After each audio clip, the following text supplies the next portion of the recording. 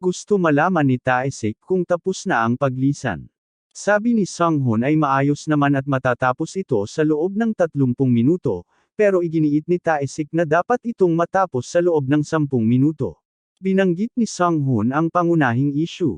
Matitigas ang ulo ng mga mamamahayag na ayaw umalis. Nagtatago sila sa likod ng kalayaan sa pamamahayag, at ang ilan ay mga manlalaro na nagpapalubha sa sitwasyon. Si Taesik ay malamig na ngumiti at sinabi na hayaan silang manatili kung gusto nilang mamatay.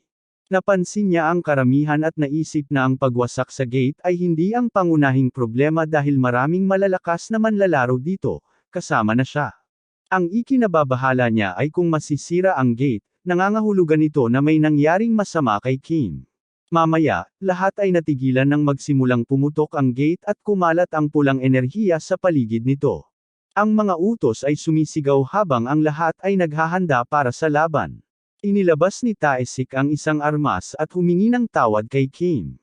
Sinasisi niya ang sarili dahil sa pagiging mahina para iligtas si Kim. Sa isang sandali ng galit, nagalit siya at sumugod upang maghayganti para kay Kim. Habang sumisigaw siya ng pangalan ni Kim, lumabas si Kim mula sa isang portal at tinanong kung tinatawag siya ni Taesik. Nawawala si Kim at si Taesik, na nasa ere pa rin, ay nahulog sa lupa na gamulong at sinisisi si Kim habang bumabagsak. Habang nakahiga si Taesik doon, awkward na kinakamot ni Kim ang kanyang mukha at sinabing pasensya na dahil hindi niya man lang namamalayan kung ano ang nangyayari. Isang maliwanag na flash ang biglang tumama sa mukha ni Kim nang dumating ang isang reporter, sumisigaw para sa mas maraming litrato.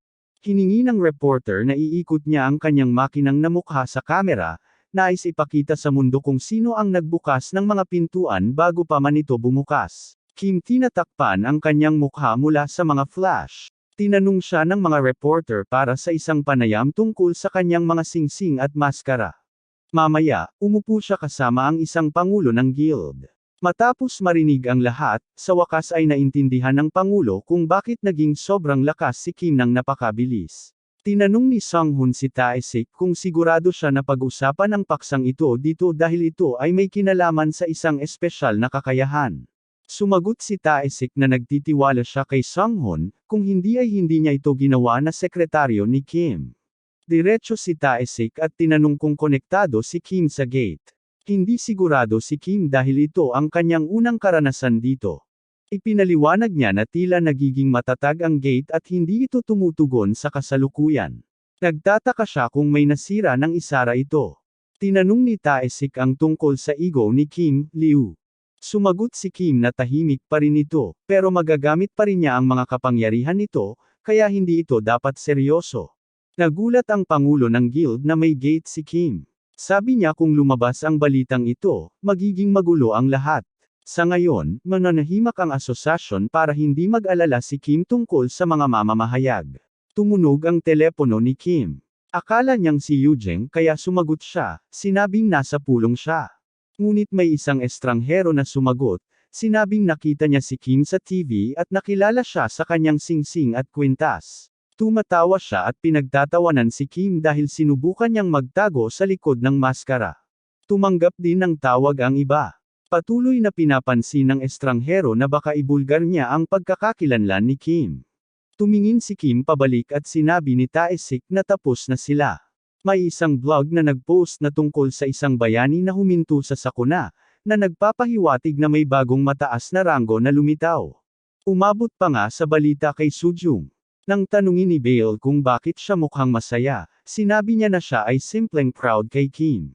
Ang paparazzi squad ng manlalaro ay tungkol sa tore, mga pintuan, at kung ano ang ginagawa ng mga aktibong manlalaro. Inamin ni Taesik na siya ang may kasalanan sa hindi pag-aayos ng mga bagay, dahil may isang mamamahayag na nagdudulot ng kaguluhan. Binanggit niya na dati siyang kilalang rancor na nagngangalang Hayongchul at iminungkahi na dapat iwasan siya ng mga tao. Dumaan si Kim sa tindahan ni Wang dahil pakiramdam niya ay nawawala siya nang wala si Lu at iniisip niyang baka magkaproblema siya sa pagbili ng mga egos kung madyay gising si Lu. Sumingit si Elle, sinabing hindi niya kailanman itatapon ang mga masasamang salita, na sinagot niya na hindi niya kailangang gawin iyon. Nahuli ng tindero si Kim na nagmumura at sinabi sa kanya na sikat na siya ngayon. Biro niyang tinanong kung gusto ni Kim na bayaran siya para i-promote ang kanyang mga produkto. Binanggit niya na nandito siya para iwasan ang atensyon, at nang tanungin siya ng tindero kung gusto niya ng maskara, sinabi niyang hindi talaga iyon ang kanyang estilo. Sa halip, nag-aalala siya tungkol sa mga singsing dahil hindi siya makaalis ng bahay nang wala ang mga ito. Iminungkahi ng tindero na tingnan ang ilang guwantes, ngunit nagbabala na medyo limitado ang pagpipilian. Pinagnilayan niya kung gaano karaming beses siyang nag-ensayo para makipag-ugnayan kay Bronhart habang madali lang ang pakikipag-ugnayan kay Hermes, at ang ulan ay walang kahirap-hirap. Nagtataka siya kung lumakas na ang kanyang ego, at tumango si Elle upang kumpirmahin na tiyak na siya ay lumago, ngunit sinabi niya sa kanya na hindi na kailangang magpuri siya. Parang may nakikita siyang maganda, pero nang makita niya ang isang guwantes na talagang nakakuha ng kanyang atensyon, nagpasya siyang iyon na lang ang piliin. Binibigyan siya ng papuri ng tindero, at inactivate niya ang link sa pamamagitan ng pagtawag sa kanya ng Obron. Nagsimulang mag-ikot ang asul na mana at nagbigay babala ang sistema tungkol sa link na nagdulot sa kanya ng pagkamangha ngunit medyo nahihiya rin. Ipinapakita ng sistema ang status ni Obron at nagsimula siyang magtaka kung maaari niyang gamitin ang mga guwantes na ito para tawagin sina Lou at Elle. Tinawag niya sila, at nang inactivate nila ang kanilang mana, nagulat ang tindero. Tinanong niya kung maaari niyang gawing anyo ng singsing sina Lou at Elle, kaya ginamit niya ang kanyang accessories skill at ang spark ng guwantes para mangyari ito. Kuryoso tungkol sa halaga, tinanong niya ang tindera na nagsabing hindi niya kailangang magbayad. Sa halip, kailangan lang niyang mangako na makikipag-ugnayan siya kung sakaling kailanganin ang tulong. Kinabukasan sa lobby ng asosasyon, nagtataka ang aming batang bida tungkol sa mga mamamahayag. Binanggit ng sekretarya na naroon sila upang malaman ang tungkol sa mas trancor na nagiging usap-usapan. Sabi ni Kim na hindi siya makakaakyat sa tore at dapat tingnan na lang ang mga pintuan. Pero sinabi ng sekretarya na nasa mas mataas na palapag sila dahil akala nila siya ay isang rancor, kahit na siya ay nagpapakalma sa mas mababang palapag.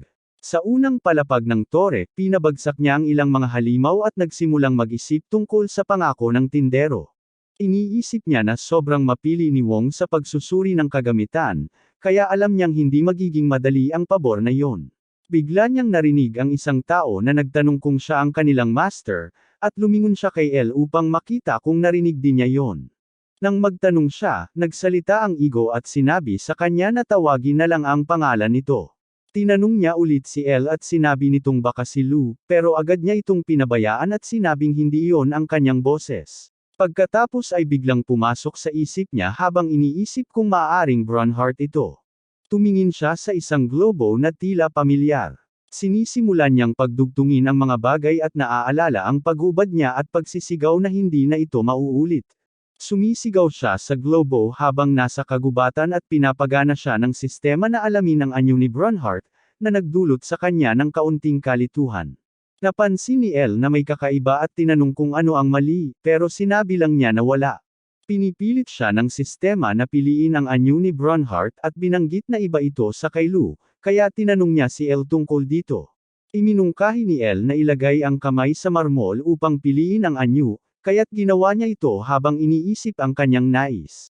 Napagtanto niya na kahit na sandali lamang siyang kasama ni Bronhart, mayroon siyang backup hanggang sa huli, kaya nais niyang maging katulad ng dati. Pagkatapos, ang ego ay nag-reflect ng kaunting mana at siya ay nagulat habang iniisip kung ginagawang kalahating tao kalahating makina niya si Bronhart. Si Bronhart ay sabik na muling maglingkod sa kanya at tinanong kung siya ba talaga ang tunay na bagay. Pumasok ang sistema at nagtataka siya kung siya pa rin ba ang Bronhart mula noon. Sobrang saya niya nang makuha niya ang oo. Binanggit ni Kim na parang iba ang pakiramdam ngayon dahil ang orihinal ay mas parang isang gabi. Inutusan niya na pagsamahin ang mga bagay sa halip na idagdag lamang ang mga ito.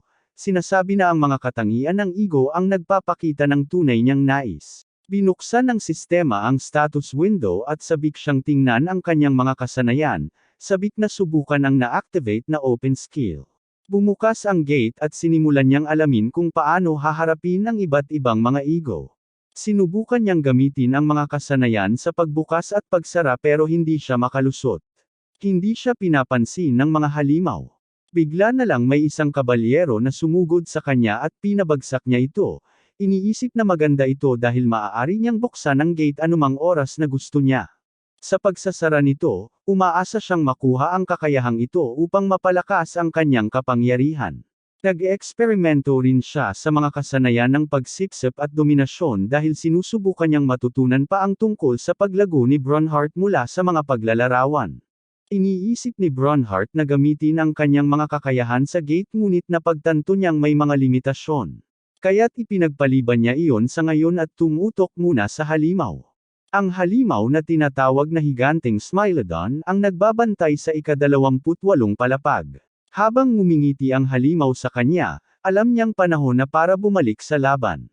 Nang sumalakay ang malaking paa sa kanya, inactivate niya ang kanyang force skill at hinaranggan ito gamit ang kanyang mga espada habang nagbibiro na ito ay isang warm-up lang. Sumagot siya sa pamamagitan ng paghiwa sa paa nito, na nagdulot ng masakit na ungol mula sa halimaw. Ang higanteng Smilodon ay todo na pero naiwasan niya ang atake nito at nakapagbigay ng sunod-sunod na mga palo. Gayunpaman, nang umatake ang halimaw, ginamit niya ang kanyang reflect skill at sa isang napakalakas na pagsabog, siya ang nagwagi sa laban.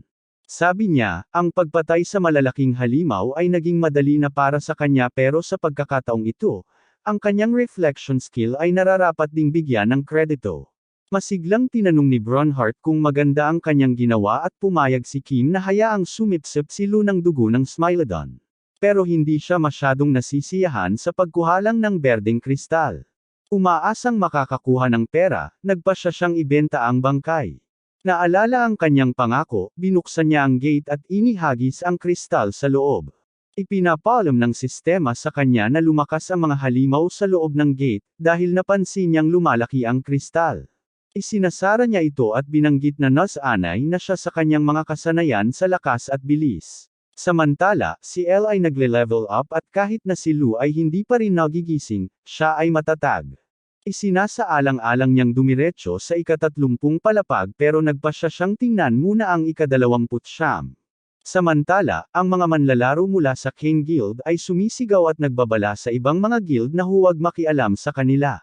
Pero ang iba ay pinagtatawanan lang sila, sinasabing mas malakas sila at kaya nilang gawin ang kahit anong gusto nila. Isang lalaki ang ngumisi at hinamon sila na subukan ang kanyang lakas. Narinig ni Kim ang mga armas na nagbanggaan at tinanong kung may labanan. Iminungkahi ni Bronhart na tingnan ito pero ayaw makialam ni Kim. Inatake ng lalaki ang isang miyembro ng King Guild, nagalit na nagtanong kung paano siya naglakas loob na sumugod. Sinigaw lang niya ito, sinabing sawa na siya sa kanilang pag-iyak at sinabi na dalhin na lang nila ang kanilang master dahil mga bihag lang sila. Malinaw na sinusubukan niyang aibait si Suko. Pero bago pa siya makagawa ng mas malaking pinsala, pinabagsak siya ni Kim sa isang iglap at pinigilan siya sa lupa, hinihinging ulitin niya yon. Ang puso ni Kim ay nagsimulang bumilis habang pinapabagsak niya ang isa sa mga tao mula sa King Guild at napagtanto ng taong iyon na mayroon siyang mga kakaibang demonyong kakayahan. Sinubukan niyang kalmeyan ang sitwasyon pero napansin ng iba pang miyembro ng crew ang nangyayari at tinanong kung bakit nakikialam ang Smurf Guild. Isa sa mga miyembro ng Smurf Guild ang sumisigaw na umatake ang lahat, iniisip na madali siyang target dahil nag-iisa siya. Samantala, si Kim ay sinusubukang mag-relax pero nang salakayin siya, mabilis niyang inihampas ang kanyang mga espada at ginamit ang napakaraming mana. Sobrang tumama sa kanya na nakapatay siya ng tao sa unang pagkakataon nang hindi man lang nag-isip ng 2 beses tungkol dito. Ang paraan ng paghiwa ng talam ay sobrang totoo at hindi tumitigil ang tibok ng kanyang puso. Ipinapakita niya ang kanyang madilim na bahagi sa pamamagitan ng pag-aalis ng maraming manlalaro at sinubukan siyang pakalmehin ni Elle sa pamamagitan ng pagtawag sa kanya. Hindi siya talagang nagbibigay pansin pero patuloy na sinusubukan ni Elle na makipag-ugnayan sa kanya at bigla siyang nagsimulang makaramdam ng kung ano ang nangyayari.